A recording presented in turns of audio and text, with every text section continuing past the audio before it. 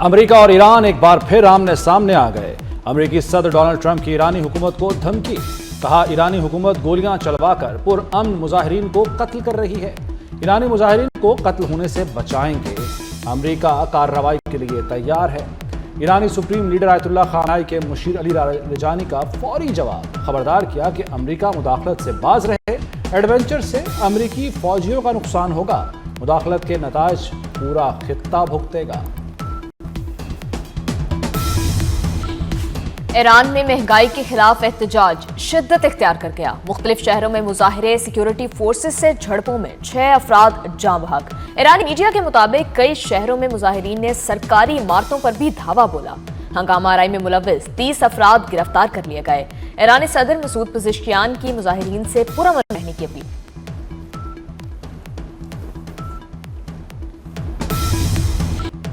Digital दहशत गर्दों के गिर्द शिकंजा सख्त। 9 मई को रियासती इदारों के खिलाफ फर्जा सराई केस का फैसला आ गया। आदिल राजा, हैदर मेहदी, वजाहत सईद को 2-2 बार उम्र कैद की सजा। शाहीन सहभाई, साबिर शाकिर, मोहित पीरजादा शामिल। दीगर दफात में मजमूई तौर पर 35 साल कैद, 15 लाख रुपए जुर्माना। अदालत ने अपने फैसले में लिखा, मुलजिमों ने अवाम को एहतजाज पर उकसाया। सजा के लिए वीडियो शवाहिद काफी हैं। बुनियाद मरसूस में रेंजर्स ने फौज के साथ अहम किरदार अदा किया। कराची में क़याम अमन के लिए रेंजर्स की खिदमात लईके तहसीन रही।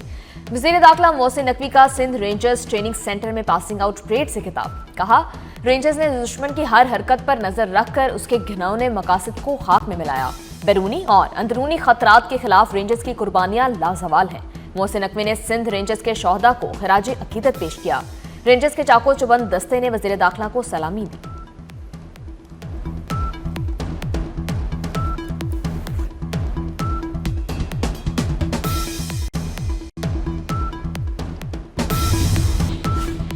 वफाकी काबीना ने इस्लामाबाद में बल्दियाती इलेक्शन के अल्तवा की मंजूरी दे दी। बल्दियाती कानून पर तरमीमी ऑर्डिनेंस लाने का फैसला।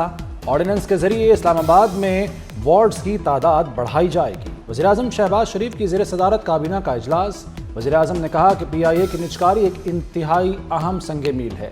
अमाराती सदर से हालिया मुलाकातें मुफीद रहीं। मुआशी और स्ट्रेटेजिक ताल्लुकात पर बात की।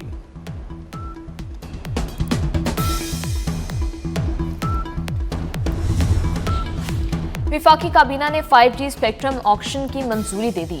वज़ीर IT शिजा फातिमा कहती हैं, नीलामी अगले माह करेंगे। पाकिस्तान में पहली मर्तबा 5G मुतारिफ कराएंगे। मुल्क में पहली बार 5 बैंड ऑक्शन होने जा रहे हैं। इस इक़दाम से 3G और 4G सर्विसेज बेहतर होंगी।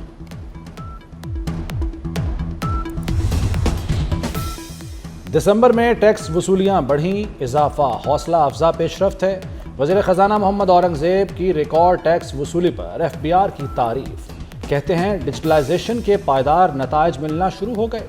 दिसंबर में 1427 अरब रुपए टैक्स वसूल हुआ। टैक्स वसूली माहाना हदफ का 99% है। वज़ीर ख़जाना का टैक्स नेट मज़ीद वसी करने पर जोर। सरमायाकारों का भरपूर एतमाद। पाकिस्तान स्टॉक मार्केट की बुलंद परवाज। 100 इंडेक्स पहली बार 1,79,000 की हद अबूर कर गया। इंडेक्स 1,79,034 पॉइंट्स पर बंद हुआ। वज़ीर आज़म शहबाज शरीफ का स्टॉक एक्सचेंज की कारकर्दगी पर इजहार इत्मीनान। कहा, तारीखी संगे मील हुकूमत की मौशी पॉलिसियों पर एतमाद का मजहर है। मौशी टीम की कोशिशें काबिल सताइश हैं।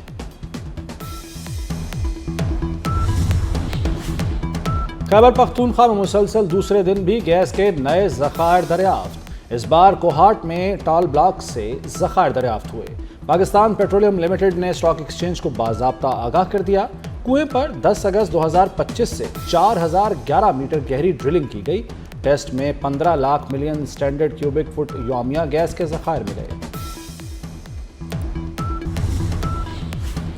लंदन के लिए PIA की बराह रास्त परवाजों की बहाली। वज़ीर दिफा और हवाबाजी ख्वाजा आसिफ ने खुशखबरी सुना दी। कहा, 29 मार्च से इब्तदाई तौर पर हफ्ते में 4 परवाजें शुरू की जाएंगी। पाकिस्तान ने बरतानिया की एयरलाइन नॉर्थ अटलांटिक को परवाजों की इजाजत दे दी। बरतानवी एयरलाइंस की परवाजें लंदन, मैनचेस्टर और बर्मिंघम से इस्लामाबाद के लिए होंगी। बांग्लादेशी कौमी एयरलाइंस को ढाका से कराची परवाजों की इजाजत मिल गई।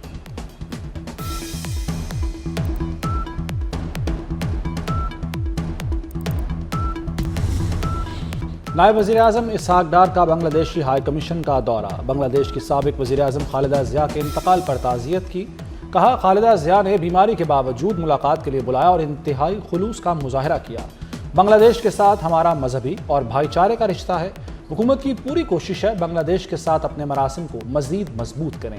بنگلہ دیش کی قائم مقام ہائی کمشنر کا نائب وزیر اعظم سے اظہار تشکر۔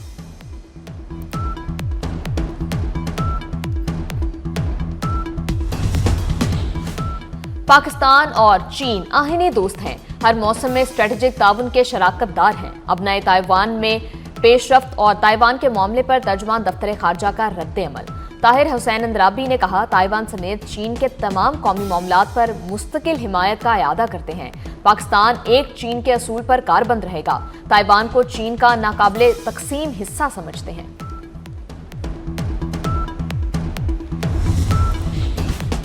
پاکستان اور مسلم ممالک کے وزراء خارجہ کا غزہ میں بگڑتی انسانی صورتحال پر اظہار تشویش۔ پاکستان، مصر، انڈونیشیا، اردن، قطر، ترکی، سعودی عرب اور متحدہ عرب امارات کے وزراء خارجہ کا مشترکہ بیان جاری۔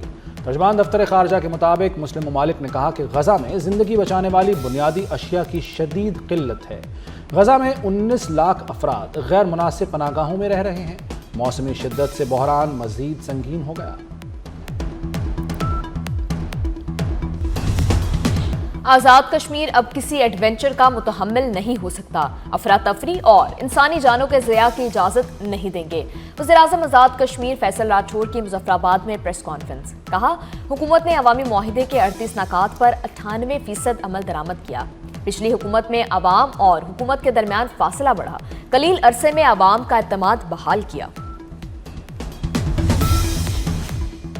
چیئرمین پیپلز پارٹی بلاول بھٹو سے وزیر اعلیٰ سندھ مراد علی شاہ کی ملاقات، صوبے کی انتظامی و سیاسی صورتحال پر بات چیت۔ بلاول بھٹو سے سندھ کے نئے آئی جی جاوید عالم اوڈھو بھی ملے، صوبے میں قیام امن سے متعلق لاہ عمل پر بریفنگ دی۔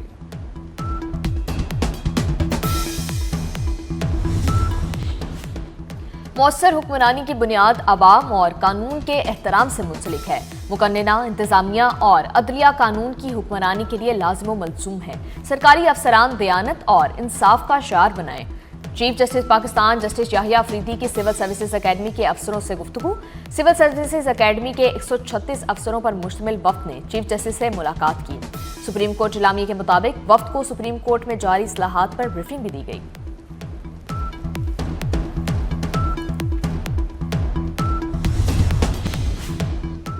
پاکستان اور ایران کا اقتصادی اور تجارتی تعاون مزید بڑھانے پر اتفاق، ترجیحی شعبوں میں روابط مزید مضبوط بنانے کا عزم۔ وزیر خارجہ اسحاق ڈار کی زیر صدارت پاک ایران تعلقات پر بین الوزارتی اجلاس، مختلف شعبوں میں پاک ایران تعاون کا جائزہ لیا گیا۔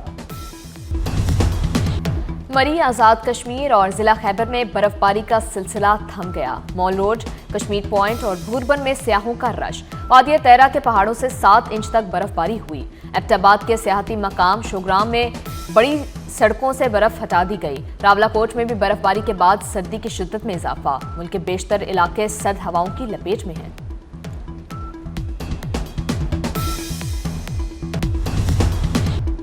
وزیر اعلیٰ مریم نواز کا پنجاب میں آبی حیات کے فروغ کے لیے بڑا اقدام۔ سرگودا اور مظفر گڑھ میں 5600 ایکڑ شرمپ اسٹیٹ بنائی جائے گی۔ سرگودا میں 20 ایکڑ اراضی شرمپ فارمنگ کے لیے تیار۔ مظفر گڑھ میں شرمپ فارمنگ کے لیے لیبارٹری کے قیام کا 98% کام مکمل کر لیا گیا۔ 4.5 ارب کی لاگت سے کوالٹی کنٹرول لیبارٹری لاہور بھی 99% مکمل۔